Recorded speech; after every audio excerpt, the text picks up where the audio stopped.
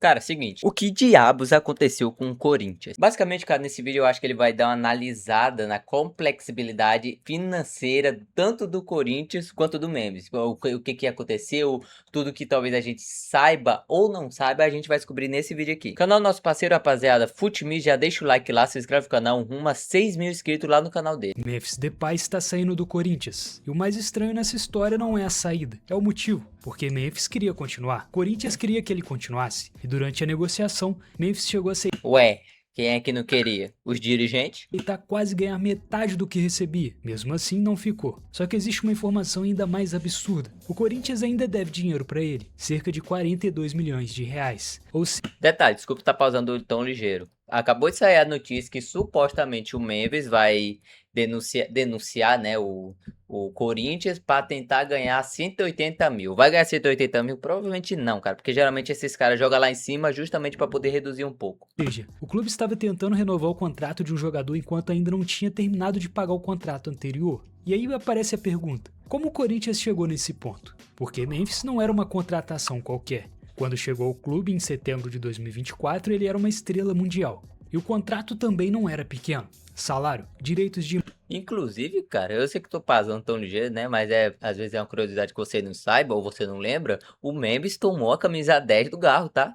E o Garro supostamente aceitou tranquilamente e pegou a 8. Que eu achei uma sacanagem no tempo, tá ligado? Tipo, o cara já chegar a querer ser o camisa 10, o Garro teve toda a trajetória pra poder ganhar ela e veio só um cara e pegou e o Corinthians aceitou isso, tá ligado? Enfim, né? Curiosidade, caso você não lembre. imagem, luvas, bônus por gols e assistências, bônus por títulos. O custo total poderia chegar perto de 120 milhões de reais. E tinha uma razão para o Corinthians aceitar aquilo. O patrocinador tinha separado 57 milhões justamente para a contratação de um jogador de impacto. Então Memphis não chegou simplesmente porque o Corinthians resolveu gastar dinheiro que não tinha. Tinha uma aposta por trás disso. O clube estava mal, Não a sabia torcida disso. estava pressionando. O Corinthians precisava de um nome que mudasse o ambiente, e Memphis era esse nome. Só que aí aconteceu o pior cenário possível para um contrato cheio de bônus e metas. Ele começou a jogar muito bem. Memphis chegou em setembro e rapidamente virou um dos principais jogadores do time. Fez gol, deu assistências e ajudou o Corinthians a sair da briga contra o rebaixamento. Depois vieram os títulos do Paulistão, Copa do Brasil e Supercopa do Brasil. E conforme Memphis atingia as metas previstas no contrato, o Corinthians precisava pagar mais. Não era uma surpresa, não era uma multa, não era um dinheiro que apareceu do nada. Era o contrato funcionando exatamente como tinha sido prescrito. Em determinado momento, Memphis já tinha acumulado aproximadamente 9,4 milhões em bônus. Isso criou uma situação meio contraditória. Quanto melhor o jogador... Pô, cara, tipo assim, será se o Corinthians não tava botando fé no Memphis? No Memphis, tá ligado? Tipo, ele vai chegar aí, dar esse contrato aí, ele não vai bater não. E o cara foi lá e bateu, tá ligado? Mas mesmo assim, cara, muita irresponsabilidade da direção, tá ligado? Do clube.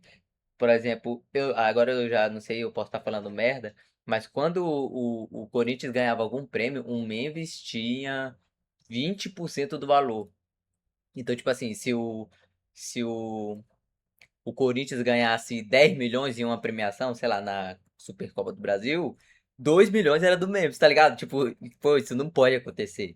O jogador tem que ganhar o mínimo do mínimo, assim, principalmente quando é um dinheiro de campeonato, tá ligado? Porque precisa ir pros fundos do time, do Corinthians, no caso. performava, maior ficava a conta. O problema é que o Corinthians começou a não conseguir pagar tudo. E essa parte é interessante, porque se fosse apenas um problema do Memphis, seria simples. O jogador teria chegado, o contrato teria sido caro, o Corinthians teria errado, fim. Só que não. Quando você olha pra trás, descobre que o Corinthians já tinha feito algo parecido muito antes. Com E quem? com outros jogadores. Em 2019, o Corinthians tinha aproximadamente 48,4 milhões em Cássio? direitos de imagem atrasados. No ano anterior, eram 21,6 milhões. Em um ano, a conta tinha mais que dobrado. Isso aconteceu antes de Memphis sequer imaginar jogar no Brasil. Mas aí veio 2020 e tudo piorou. A pandemia parou o futebol, os jogos desapareceram, as receitas caíram e o Corinthians chegou a acumular 3 meses de salários atrasados. Agora o clube precisava de dinheiro imediatamente. E foi aí que apareceu o Pedrinho. O Corinthians vendeu o jogador ao Benfica por 20 milhões de euros. Só que tinha um detalhe, o dinheiro não ia chegar todo naquele momento. E o Corinthians precisava pagar as contas. Então o clube antecipou parte daquela receita. Pegou dinheiro emprestado. E o dinheiro foi destinado para pagar salários, funcionários, impostos, despesas. O dinheiro conseguiu resolver o problema daquele mês, daquele período ou talvez daquele ano, mas criou uma situação complicada. A receita que seria recebida amanhã já tinha sido usada hoje. Isso ajuda a entender uma coisa sobre o Corinthians. O problema não era que o clube não tinha dinheiro, era que boa parte do dinheiro que entrava já tinha dono. Só que ainda faltava descobrir por que isso tinha chegado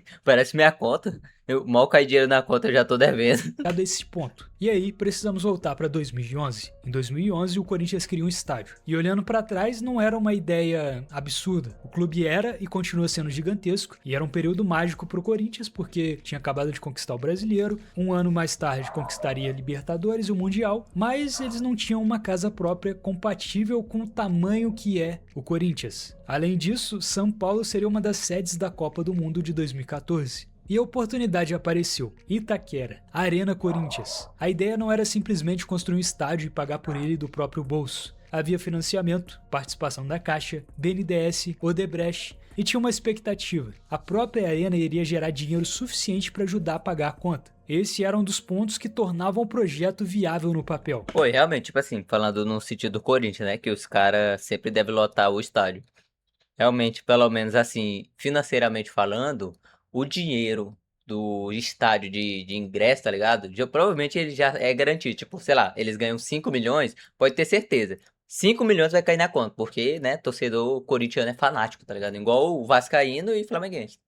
Flamenguista. O Corinthians teria um estádio próprio, receberia grandes eventos, teria jogos, teria exploração comercial, teria a Copa do Mundo de 2014. E com o passar do tempo, aquilo ia ajudar a pagar a própria dívida. Só que a obra ficou muito mais cara. Teve problemas relacionados ao financiamento, alguns recursos demoraram, a estrutura financeira precisou ser ajustada e depois que a arena ficou pronta, ela não gerava o dinheiro que havia sido projetado inicialmente. A dívida, entretanto, não desapareceu, ela só cresceu. Em 2019, o débito ligado ao financiamento já estava próximo de 500 milhões de reais, considerando juros e correções. E em 2025, já... Pô, cara, eu gostei do vídeo, tá ligado?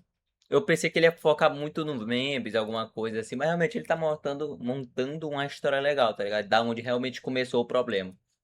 Interessante. estava na casa dos 642 milhões de reais. Mais de 10 anos depois da decisão, a Arena continua cobrando a conta. Só que aqui aparece a primeira grande virada da história, porque você olha pra tudo isso e fala, esse é o problema do Corinthians, é a Arena. Mas não, porque se a gente olhar pro número, essa explicação cai por terra. 642 milhões de reais. Essa é a dívida da Arena, mas a dívida bruta do Corinthians já está em 2,7 bilhões. 2 milhões, cara, eu pensei que tava 1 bilhão. Até 2 já, caralho.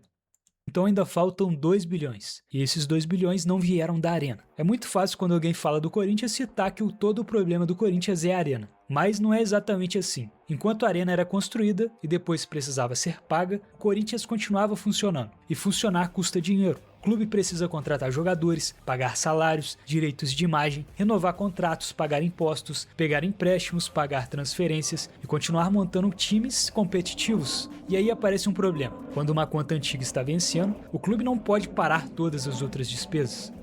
O brasileiro continua, a torcida continua cobrando, os clubes continuam contratando e um time ruim pode gerar ainda menos receita. Essa é a questão. Se o Corinthians só focar no lado financeiro, se o Corinthians só focar na administração, o clube deixa de arrecadar mais. Então o Corinthians continuava gastando para competir, enquanto ainda carregava as contas dos anos anteriores. Foi assim que a dívida deixou de ser uma história sobre o estádio. Virou uma história sobre várias contas acontecendo ao mesmo tempo. Os números O Corinthians tá no Transferban? O Transferban pegou eles?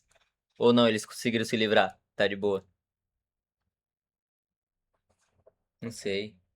começaram a ficar cada vez maiores. Em determinado momento, o Corinthians acumulou aproximadamente 1,2 bilhão em débitos tributários federais. Ou seja, que entra a questão dos impostos. Depois renegociou a dívida e o valor caiu para 679 milhões. Só que enquanto uma dívida era renegociada, outras continuavam existindo. Isso explica porque a dívida do clube chegou a outro patamar. Em 2025, o Corinthians teve aproximadamente 810 milhões de receita operacional líquida. É muito dinheiro, só que as despesas operacionais chegaram a aproximadamente 885 milhões. Então o clube terminou em um déficit de aproximadamente 143 milhões de reais. E isso é o equivalente a, por exemplo, uma pessoa que ganha 8 mil reais gastar 8.800. Só que ainda tem um detalhe. A dívida bruta do Corinthians chegou a 2,7 bilhões de reais. Ou seja, no caso da pessoa que ganha R$ 8.000 e gasta 8.800, além da pessoa gastar mais todo mês e ficar negativo, a pessoa ainda tem uma dívida bem maior. Só que em se Ah, mas aí é nada que um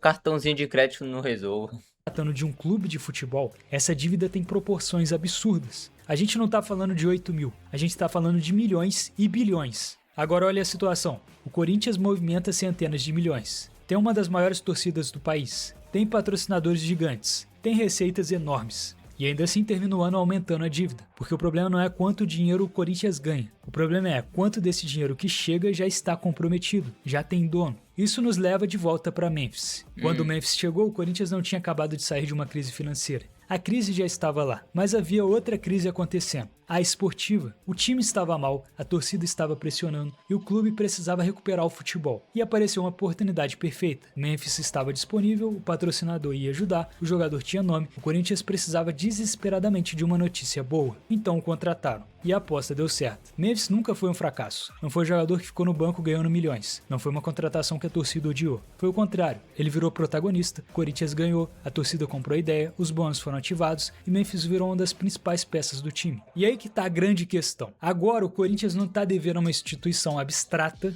não tá devendo ao governo, não tá devendo a outro clube, não tá devendo a uma empresa aleatória, tá devendo ao próprio jogador que virou ídolo e que boa parte da torcida quer continuar vendo ele em campo. E aí toda essa questão financeira agora está escancarada na frente de todos os torcedores corintianos. E aí chegamos em 2026. O contrato estava acabando, Memphis queria continuar. O Corinthians queria renovar. Só que ainda tem uma conta de R$ 42 milhões entre os dois. Só que aí o Memphis fez questão de continuar. Ele propôs reduzir o salário dele de algo em torno de 1,9 milhão contra algo na casa dos 3,5 milhões que ele vinha recebendo. Nesse contrato de renovação, a dívida antiga dele também seria parcelada. Na prática, Memphis ganharia menos e também ia esperar para receber parte do que já tinha direito. O Corinthians ganharia tempo. Era uma saída. Só que não aconteceu. A negociação fracassou. E Memphis pode deixar o Corinthians. Agora existe uma situação ainda mais estranha. Pode não, né? Já deixou. Esse vídeo foi postado quando?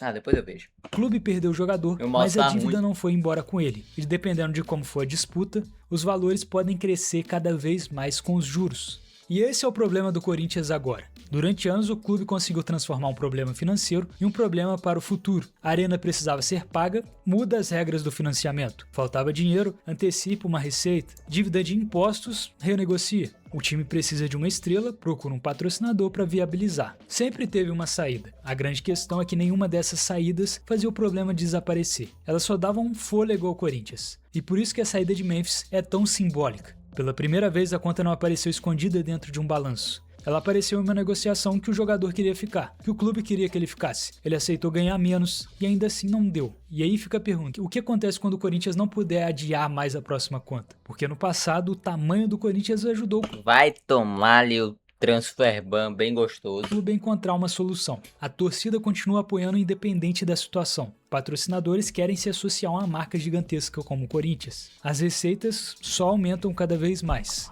Aí a grande questão é a seguinte: até quando o próximo problema vai ser só empurrado para depois? Porque uma hora esse depois vai chegar. E talvez o Memphis Depay represente esse depois. Enfim, rapaziada, ótimo vídeo. Ele foi além da minha expectativa. Eu pensei que realmente ele ia focar só no Memphis. Só que aí realmente ele puxou um assunto até que um pouco antigo de quando começou esses problemas do Corinthians. Tudo bem que ele não foi tão a fundo assim, né? Mas deu um resumão, tá ligado? Algumas coisas eu não sabia, outras sim. Mas é isso.